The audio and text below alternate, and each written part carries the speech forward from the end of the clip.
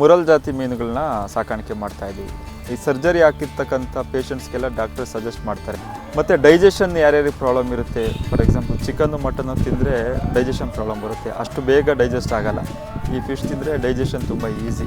100x100 ಉದ್ದ 100 ಅಡಿ ಅಗಲ 100 ಅಡಿ ಮಾಡಲಿಕ್ಕೆ ಅಪ್ರಾಕ್ಸಿಮೇಟ್ ಒಂದು 4 ರಿಂದ 5 ಲಕ್ಷ ರೂಪಾಯಿ ಕಾಸ್ಟ್ ಆಗುತ್ತೆ. ಸೊ 800 ಗ್ರಾಮ್ ಮೇಲ್ಪಟ್ಟಿರ್ತಕ್ಕಂಥ ಮೀನಿಗೆ ತುಂಬ ಡಿಮ್ಯಾಂಡ್ ಇದೆ, ಅದಕ್ಕೆ ಒಳ್ಳೆ ರೇಟು ಸಿಗುತ್ತೆ. ಈಗ ನಾವೇ ಓನ್ ಮಾರ್ಕೆಟಿಂಗ್ ಮಾಡ್ತಾ ಇದ್ದೀನಿ. ಮತ್ತು ಅಲ್ಲದೆ ಫಸ್ಟೆಲ್ಲ ನಾವು ತಮಿಳ್ನಾಡು, ಹೈದರಾಬಾದು, ಕೇರಳ ಈ ಕಡೆ ಎಲ್ಲ ಕಳಿಸ್ತಾ ಇದ್ವಿ. ಅವರೇ ಬೈಯರ್ಸ್ ಬರ್ತಾರೆ, ಇಲ್ಲೇ ನಮ್ಮ ಫಾರ್ಮ್ ಗೇಟಲ್ಲೇ ತೊಗೊಂಡು ಹೋಗ್ತಾರೆ. ಫಸ್ಟೆಲ್ಲ ಅವ್ರಿಗೆ ಕೊಡ್ತಾ ಇದ್ವಿ, ಈಗ ನಾವೇ ಓನ್ ಮಾರ್ಕೆಟಿಂಗ್ ಮಾಡ್ತಾ ಇದ್ವಿ.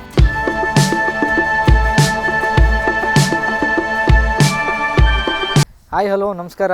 ಪಶಾನ್ ಬಾಯ್ಸ್ ಫಾರ್ಮಿಂಗ್ ಯೂಟ್ಯೂಬ್ ಚಾನಲ್ಗೆ ನಿಮ್ಮೆಲ್ಲರಿಗೂ ಪ್ರೀತಿಯ ಸ್ವಾಗತ ಅಂತ ಹೇಳ್ತಾ, ಇವತ್ತಿನ ಹೊಸ ವಿಡಿಯೋ ಬಂದು ಫಿಶ್ ಫಾರ್ಮಿಂಗ್ ಬಗ್ಗೆ.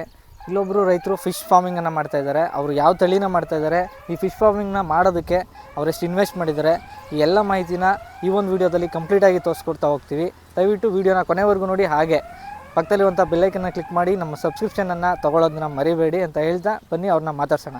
ಸರ್ ನಮಸ್ಕಾರ, ನನ್ನ ಹೆಸರು ಆನಂದ್ ಕುಮಾರ್ ಅಂತ. ಊರು ಕೋನೇನಹಳ್ಳಿ ಗ್ರಾಮ, ದೊಡ್ಡಬೆಳವಂಗಲ ಹೋಬಳಿ, ದೊಡ್ಡಬಳ್ಳಾಪುರ ತಾಲೂಕು, ಬೆಂಗಳೂರು ಗ್ರಾಮಾಂತರ ಜಿಲ್ಲೆ. ಸರ್, ಇಲ್ಲಿ ನೀವು ಫಿಶ್ ಫಾರ್ಮಿಂಗನ್ನು ಮಾಡ್ತಾಯಿದ್ದೀರಾ. ಸರ್, ಎಷ್ಟು ವರ್ಷದಿಂದ ಸ್ಟಾರ್ಟ್ ಮಾಡಿದ್ರಿ? ಇವಾಗ ಯಾವ ಲೆವೆಲಲ್ಲಿದೆ ನಿಮ್ಮ ಫಿಶ್ ಫಾರ್ಮಿಂಗು? ನಾವು ಇದನ್ನು ಆಲ್ಮೋಸ್ಟ್ 3 ಇಯರ್ಸ್ ಕಂಪ್ಲೀಟ್ ಆಗಿದೆ. ಸೊ 2022 ಎಂಡು 23ರಿಂದ ನಾವು ಸ್ಟಾರ್ಟ್ ಮಾಡಿರ್ತಕ್ಕಂಥದ್ದು. ಸರ್, ನೀವು ಫಿಶ್ ಫಾರ್ಮಿಂಗೇ ಮಾಡ್ತಕ್ಕಂಥ ಉದ್ದೇಶ ನಿಮಗೆ? ಅಂದರೆ ನಮಗೆ ಬಿಗಿನಿಂಗ್ ಸ್ಟಾರ್ಟ್ ಮಾಡಿದಾಗ ಇದು ಪ್ಲ್ಯಾನ್ ಬಂದಿದ್ದೇನು ಅಂತಂದರೆ, ನಾವು ನಮ್ಮದು ಅಡಿಕೆ ತೋಟ ಇದೆ, ಅದಕ್ಕೆ ನೀರು ಸ್ಟೋರ್ ಮಾಡಬೇಕು ಅನ್ನೋ ಪ್ಲ್ಯಾನ್ ಬಂತು. ಸೊ ಅದರಲ್ಲಿ ನೀರು ಸ್ಟೋರ್ ಮಾಡ್ತೀವಲ್ಲ, ಅದರಲ್ಲಿ ಯಾಕೆ ಮೀನು ಬೆಳಿಬಾರ್ದು ಅಂತೇಳಿ ಈ ಒಂದು ಮೀನು ಕೃಷಿ ಸ್ಟಾರ್ಟ್ ಮಾಡಿದ್ದು. ಮೂಲ ಇಲ್ಲಿಂದ ನೀವು ಅಡಿಕೆಗೋಸ್ಕರ ನೀರು ಮಾಡೋದಕ್ಕೋಸ್ಕರ ಮಾಡಿ, ಆ ನೀರನ್ನು ಸುಮ್ಮನೆ ಯಾಕೆ ಇರಬೇಕು ಅಂದರೆ ಅದರೊಳಗೆ ಒಂದು ಫಿಶ್ ಫಾರ್ಮಿಂಗನ್ನು ಮಾಡಬೇಕು ಅಂತ ಉದ್ದೇಶದಲ್ಲಿ ಮಾಡಿದ್ರಿ. ಸರ್, ಯಾವ ತಳಿ ಫಿಶ್ಗಳನ್ನ ನೀವು ಸಾಕಾಣಿಕೆ ಮಾಡ್ತಾ ಇದ್ದೀವಿ? ನಾವಿದು ಮುರಲ್ ಜಾತಿ ಮೀನುಗಳನ್ನ ಸಾಕಾಣಿಕೆ ಮಾಡ್ತಾ ಇದ್ದೀವಿ. ಸರ್, ಇದರ ವಿಶೇಷ ಇದರ ಮೀಟ್ ಇದೆಯಲ್ಲ, ತುಂಬ ಹೆಲ್ತ್ ಬೆನಿಫಿಟ್ಸ್ ತುಂಬ ಚೆನ್ನಾಗಿದೆ. ಸೊ ಒಮೆಗಾ 3, ವಿಟಮಿನ್ B12, ಮತ್ತು ಇದನ್ನು ಈ ಸರ್ಜರಿ ಹಾಕಿರ್ತಕ್ಕಂಥ ಪೇಷಂಟ್ಸ್ಗೆಲ್ಲ ಡಾಕ್ಟರ್ ಸಜೆಸ್ಟ್ ಮಾಡ್ತಾರೆ. ಏಕೆಂದರೆ ಮಸಲ್ಸು ಈ ಒಂದು ಫಿಶ್ ತಿನ್ನೋದ್ರಿಂದ ಮಸಲ್ಸ್ ಬೆಳವಣಿಗೆ ಚೆನ್ನಾಗಾಗುತ್ತೆ, ಬೇಗ ಜಾಯಿಂಟ್ ಆಗುತ್ತೆ ಅಂತ ಹೇಳ್ಬಿಟ್ಟು. ಮತ್ತು ಡೈಜೆಷನ್ ಯಾರ್ಯಾರಿಗೆ ಪ್ರಾಬ್ಲಮ್ ಇರುತ್ತೆ, ಫಾರ್ ಎಕ್ಸಾಂಪಲ್ ಚಿಕನ್ನು ಮಟನ್ನು ತಿಂದರೆ ಡೈಜೆಷನ್ ಪ್ರಾಬ್ಲಮ್ ಬರುತ್ತೆ, ಅಷ್ಟು ಬೇಗ ಡೈಜೆಸ್ಟ್ ಆಗೋಲ್ಲ. ಈ ಫಿಶ್ ತಿಂದರೆ ಡೈಜೆಷನ್ ತುಂಬ ಈಸಿ. ಸೊ ಹಂಗಾಗಿ ಡಾಕ್ಟ್ರೇ ಸಜೆಸ್ಟ್ ಮಾಡ್ತಾರೆ. ಹೆಲ್ತ್ ಬೆನಿಫಿಟ್ಸ್ ತುಂಬ ಚೆನ್ನಾಗಿದೆ ಈ ಫಿಶಲ್ಲಿ. ಮತ್ತು ತಿನ್ನೋಕ್ಕೂ ಸಮೇತ ಟೇಸ್ಟಿಯಾಗಿದೆ.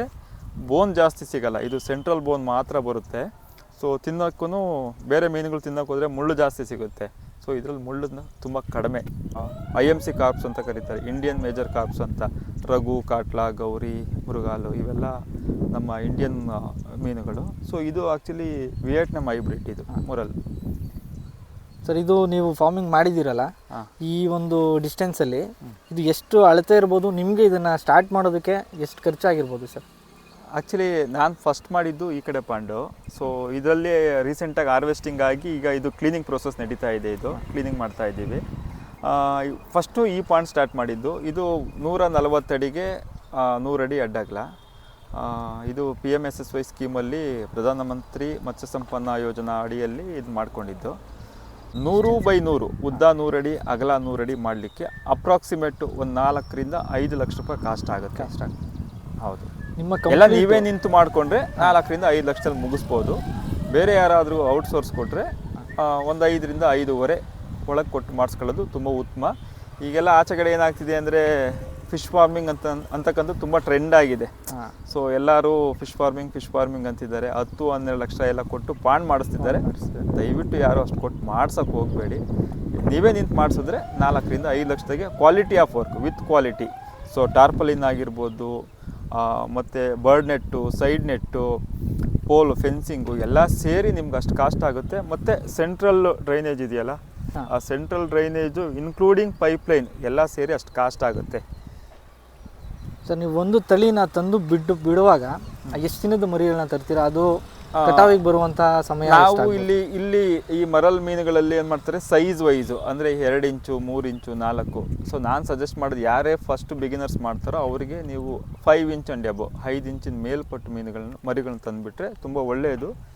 5-6 ಇಂಚಿನ ಮರಿ ತೊಗೊಂಬಂದುಬಿಟ್ರೆ ನಿಮಗೆ 7 ರಿಂದ 8 ತಿಂಗಳೊಳಗಡೆ ಹಾರ್ವೆಸ್ಟಿಂಗ್ ರೆಡಿ ಆಗುತ್ತೆ. 1 kg ತನಕ ರೀಚ್ ಆಗುತ್ತೆ ಅಷ್ಟರೊಳಗಡೆ. ಸೊ ಫಸ್ಟ್ ಬಿಗಿನರ್ಸ್ಗೆ 5 to 6 ಇಂಚ್ ಸಜೆಸ್ಟ್ ಮಾಡ್ತೀನಿ. ನೀವು ಸದ್ಯಕ್ಕೆ ಇದೊಂದೇ ತಳಿನ ಸಾಕಾಣಿಕೆ ಮಾಡ್ತಿರೋದು? ನಾನು ಮರಲ್ ಮಾತ್ರನೇ ಮಾಡ್ತಾ ಇರೋದು. ಅಂದರೆ ಬೇರೆ ತಳಿಗಳು ಹೋಗ್ಬೇಕು ಅಂತ ಅನಿಸಿಲ್ಲ? ಇಲ್ಲ, ಈ ಸದ್ಯಕ್ಕೆ ಇದರಲ್ಲೇ ನಮಗೆ ಸ್ಯಾಟಿಸ್ಫ್ಯಾಕ್ಷನ್ ಇದೆ, ಅದಕ್ಕೋಸ್ಕರ ಸ್ಯಾಟಿಸ್ಫ್ಯಾಕ್ಷನ್ ಇದೆ. ಸೊ ಇದೊಂದು ಮಾಡ್ತಾ ಇದ್ವಿ.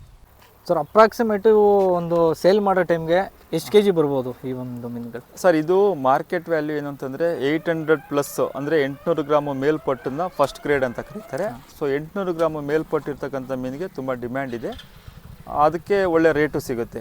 ಕಂಪೇರ್ ಟು 500, 600 ಎಲ್ಲ ಬಂದರೆ ಅದು ಸೆಕೆಂಡ್ ಗ್ರೇಡ್ ಆಗುತ್ತೆ, ಅದಕ್ಕೆ ಬೆಲೆ ಕಡಿಮೆ. ಸೊ ಯಾಕೆಂದರೆ ದಪ್ಪ ಇದ್ದಷ್ಟು ತಿನ್ನಲಿಕ್ಕೆ ಮೀಟ್ ಚೆನ್ನಾಗಿ ಸಿಗೋದ್ರಿಂದ ಫಸ್ಟ್ ಗ್ರೇಡ್ ಫಿಶಸ್ನ ಇಷ್ಟಪಡ್ತಾರೆ. ಸೊ ಮಾರ್ಕೆಟಿಂಗ್ ಎಲ್ಲ ಯಾವ ಥರ ಇದೆ ಈ ತಳಿ? ಮಾರ್ಕೆಟಿಂಗು ಈಗ ನಾವೇ ಓನ್ ಮಾರ್ಕೆಟಿಂಗ್ ಮಾಡ್ತಾ ಇದ್ದೀನಿ.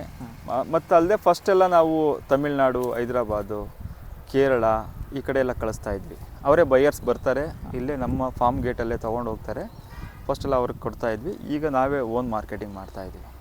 ಸೊ ನಿಮ್ಮ ಮರಿಗಳನ್ನೆಲ್ಲ ತರಿಸ್ಕೊಳ್ಳೋದು ಯಾವ ಥರ ಅಂತ?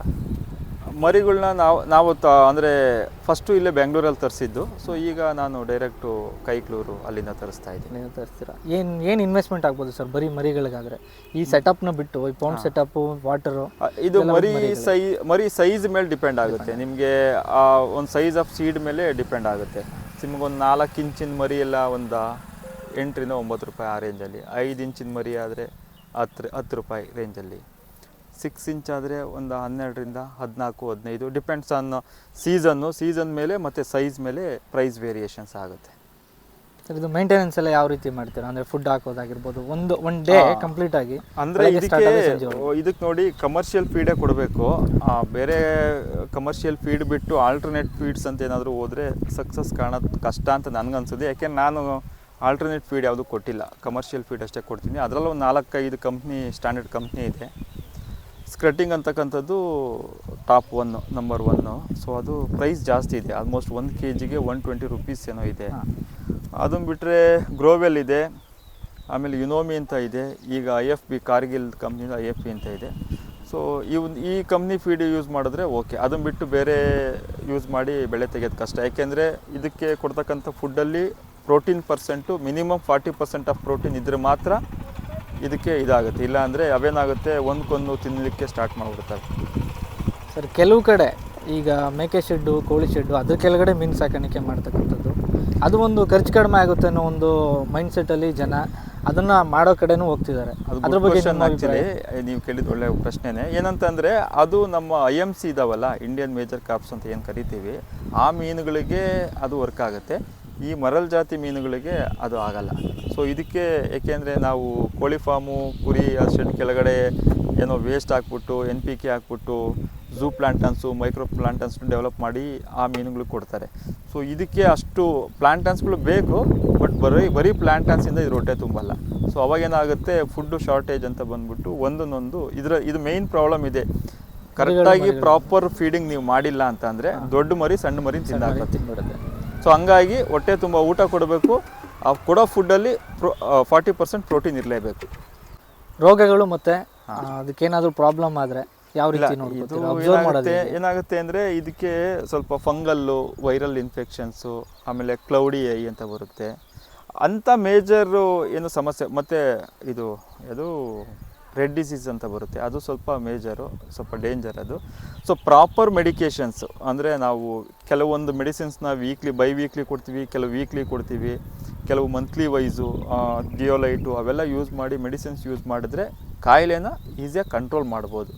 So precaution is better than, ಅಂದರೆ ಮುಂಚೆನೇ ಕಾಯಿಲೆ ಬರೋದಕ್ಕಿಂತ ಮುಂಚೆನೇ ಪ್ರಿಕಾಷನ್ಸ್ ತಗೊಂಡ್ರೆ ತುಂಬ ಒಳ್ಳೆಯದು. ಸೊ ನಾವು ಪ್ರಿಕಾಷನರಿ ಮೆಡಿಸಿನ್ಸ್ನ ನಾವು ರೆಗ್ಯುಲರ್ ಮೇಂಟೈನ್ ಮಾಡ್ತೀವಿ. Water water quality of water ತುಂಬ ಇಂಪಾರ್ಟೆಂಟು. ಸೊ ನೀವು ಎಷ್ಟು ಫ್ರೆಶ್ ವಾಟರ್ ಅಡಾಪ್ಟ್ ಮಾಡ್ತೀರಾ ಅಂದರೆ ಅಷ್ಟು ಬೇಗ ಒಳ್ಳೆ ಬೆಳೆ ಬರುತ್ತೆ. ಫ್ರೆಶ್ ವಾಟ್ರು ಅಂತ ಇವಾಗ ಒಂದ್ಸಲ ನಾವು ಮರಿಗಳನ್ನ ಬಿಟ್ಟರೆ ವಾಟರ್ ಚೇಂಜ್ ಮಾಡ್ತಾ ಇರ್ತೀರಾ? ಎಷ್ಟು ದಿನಕ್ಕೆ ಒಂದ್ಸಲ ಚೇಂಜ್ ಮಾಡ್ತೀರಾ? ಹೌದೌದು, ಮಿನಿಮಮ್ 15 ಡೇಸ್ ಒಳಗಡೆ ಇದು ಆಲ್ಮೋಸ್ಟ್ ಒಂದು 5 to 6 ಫೀಟ್ ಇರುತ್ತೆ. ಸೊ ಒಂದು 2.5 ಫೀಟ್ ಅಂತೂ 15 ಡೇಸ್ ಒಳಗಡೆ ಚೇಂಜ್ ಮಾಡಬೇಕು.